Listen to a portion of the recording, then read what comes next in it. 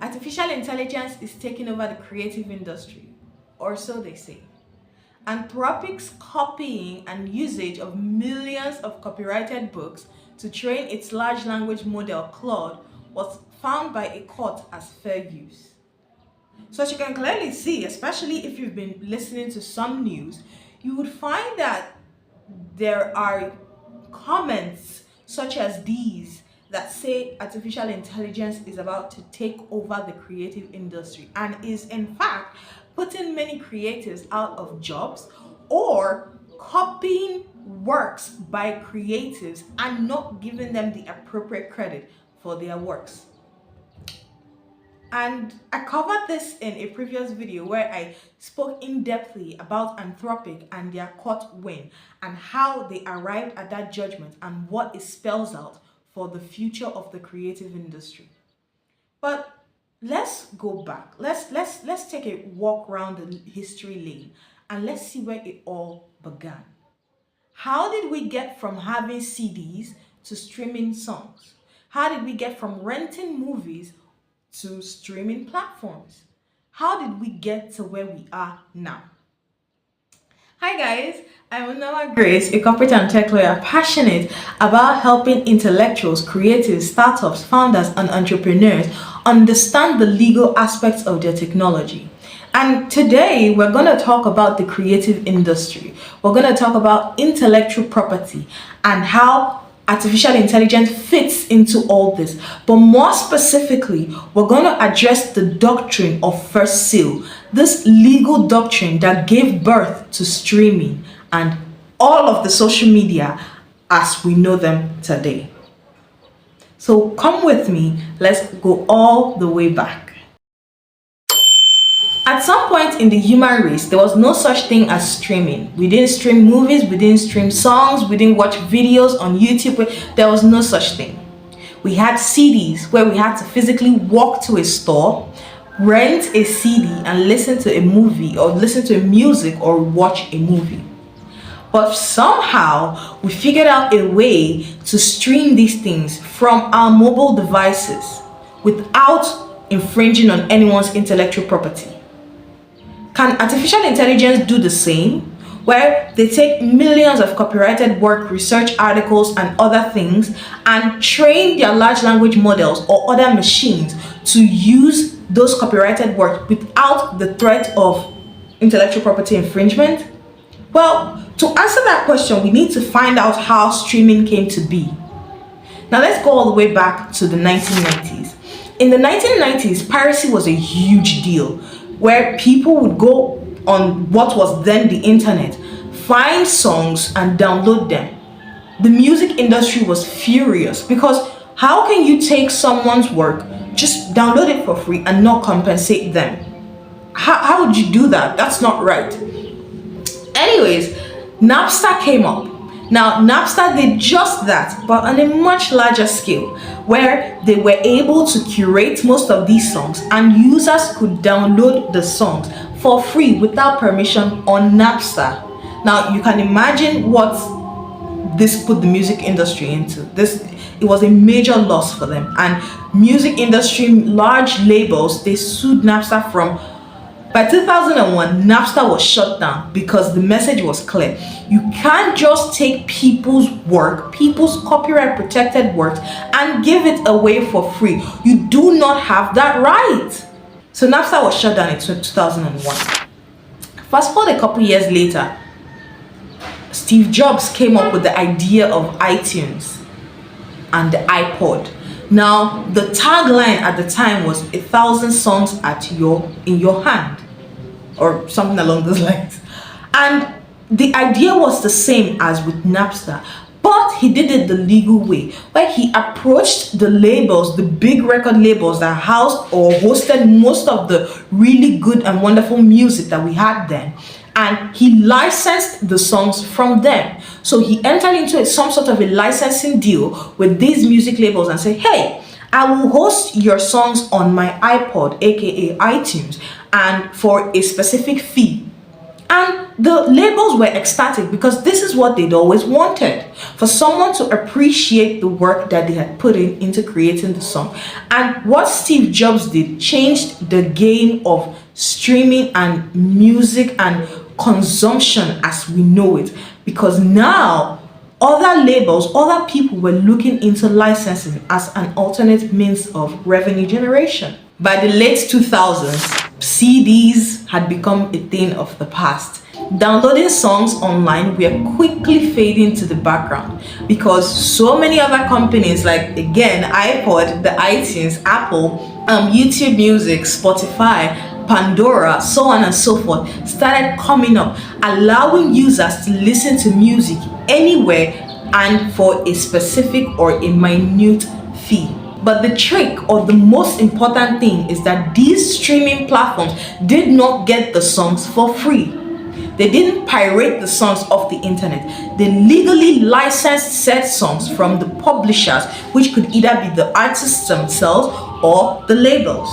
And the labels got a percentage, or the publishers got a percentage of the licensing fee and of performance rights whenever their song is being played out loud. So technically it was a win-win for all parties involved. But what does it really take to stream a song legally, or to stream music, movies, or anything of the sort legally?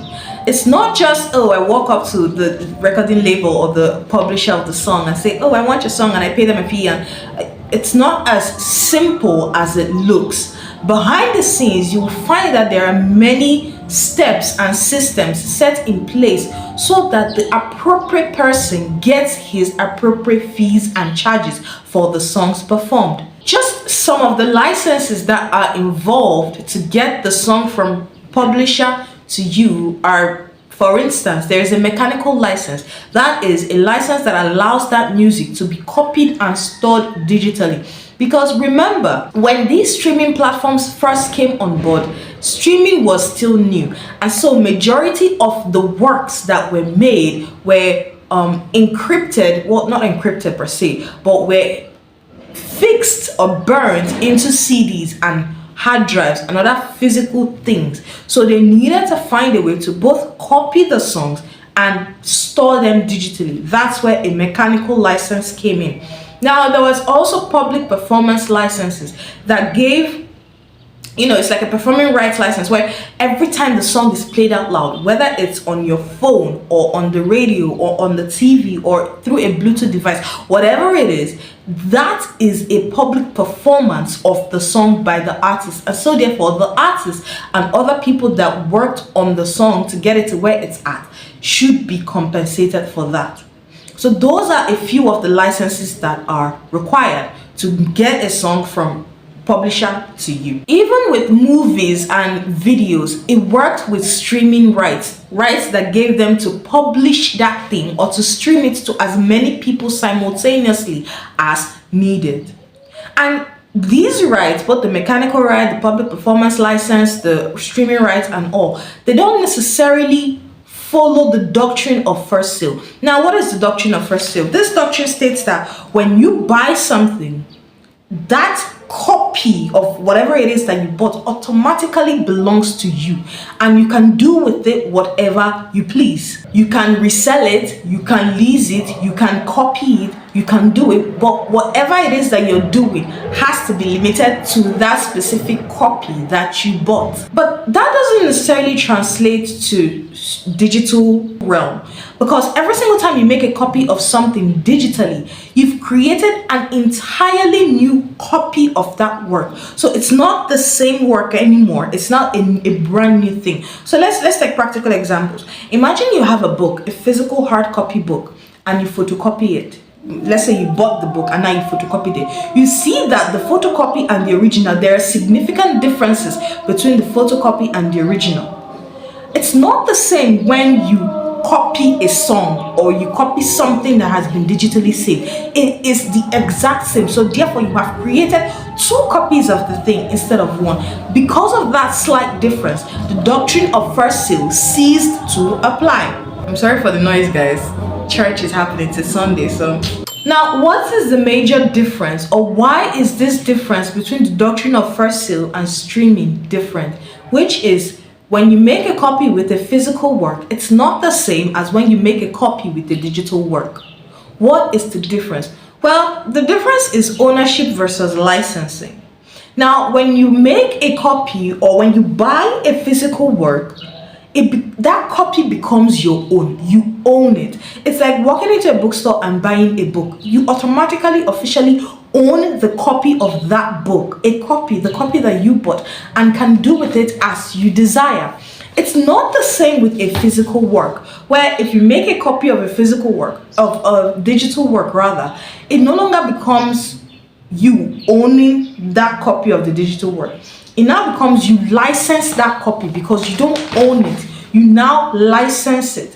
That is the major difference, and that is how we moved in those days, in the late 90s to mid 20s. That was how we moved from ownership to streaming, or at least as it pertains to music and entertainment.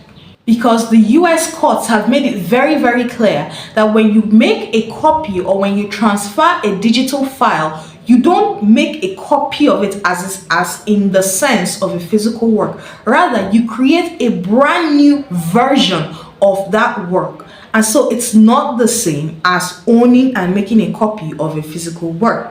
So that's the major difference and how we've been able to move. So that means there's clear restrictions on what you can do with a digital copy of a book as opposed to a physical hard copy version of a book. There's a clear difference, and there are severe, well, not severe, but there are a lot of restrictions. So as you can clearly see, the doctrine of first sale does not work in the digital realm. It only works when it has to do with hard physical copies of works. But the streaming or the digital realm, transfer of files or documents from one mobile device or one digital realm to the other is made possible by streaming, because we are not owners, or in the digital realm, they are not owners, they are licensees. And when you license something, the licensor gets compensated for that work that he has licensed. And so therefore, streaming platforms, the iPod, iTunes, what happened was they chose to work within the ambits of copyright law rather than working against it or working outside it. They chose to work within it. That's how we have streaming platforms today, from movie streaming platforms like Hulu and Netflix, all the way down to music streaming platforms like YouTube Music, Apple, Spotify, and co, all without copyright infringement. How does all this relate to artificial intelligence? And can artificial intelligence use the same licensing model as the streaming world did? First of all, let us be clear. Streaming is not the same as training a large language model to use and reproduce millions of works in a unique way. They are not the same thing. When you stream a song, you listen to exactly what the artist produced. On the other hand, when artificial intelligence gives you a response, it's not exactly what the author wrote. If anything, it's a combination of several works that came to give you that specific response based on your prompt to it. So it used millions of works to arrive at that one response to you.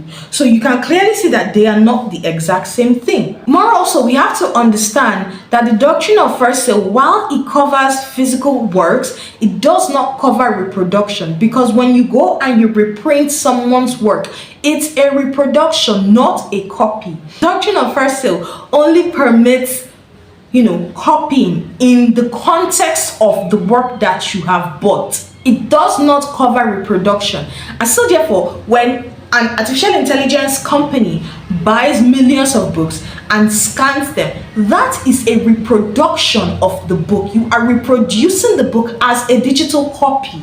Even though you bought them and have rights to the physical copy, you do not have rights to reproduce them. That right belongs solely to the copyright owner. So you can see clearly already with these few points that artificial intelligence and copyright use in the realm of artificial intelligence is vastly different from streaming. So what are the options? Because it's not all dire, or it can't all be dire, because there needs to be a light at the end of this proverbial tunnel.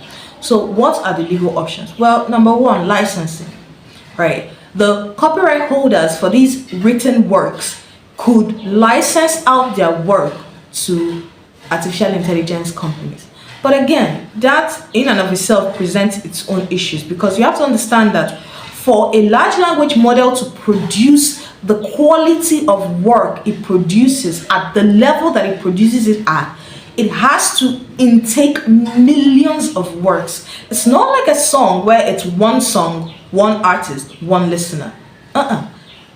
Artificial intelligence is millions of works to one user, done multiple times, right?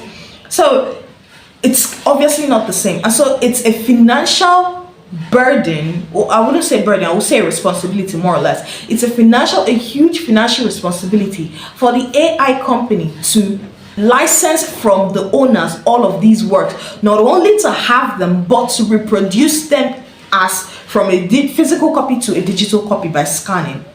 Because obviously the works have to be scanned for them to be usable or become trainable data. Another option is to create a collective licensing system where you can, instead of reaching out to independent writers, you can go to the publishing houses themselves. But again, even that produces its own set of challenges. But at least it's a much better option with the collective licensing system, where AI companies pay a certain fund into these groups or unions of authors and other like creators, and this fund gets distributed as royalties to the appropriate authors, writers, copyright holders, and owners of the works. That's a much better idea, or a much better option than saying, oh, let each author license their book. It's not feasible or sustainable, but for the AI company to do that. A collective license seems more like it, even though yes, it's plagued with its own version of challenges, but at the very least, it's doable and more sustainable for the companies. The third option we have is, again, fair use, where the AI companies like Anthropic tells the court that, hey, our copying and use of the work, especially if they bought it at some level, is considered fair use, and the court will side with them. But that's an option that does not really favor the creative industry as well as it favors the artificial intelligence companies. So my option, or my say in moving forward with artificial intelligence, intellectual property, copyrights, and the likes, is to create some sort of collective licensing system. That way, artificial intelligence companies have the right to use the works.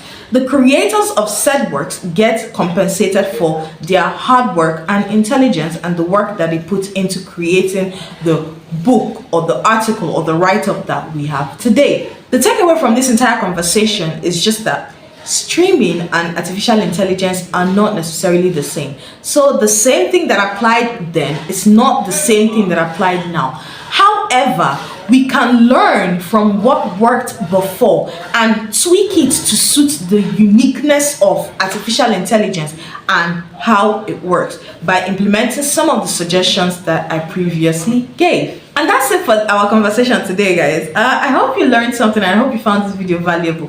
If you did, please hit the like button right now so that this video can be shared to many more amazing people such as yourself. And if you have any thoughts on how artificial intelligence and AI companies can use copyrighted works without infringing on anyone's intellectual property, then please let me know in the comment section. Until next time, guys, bye.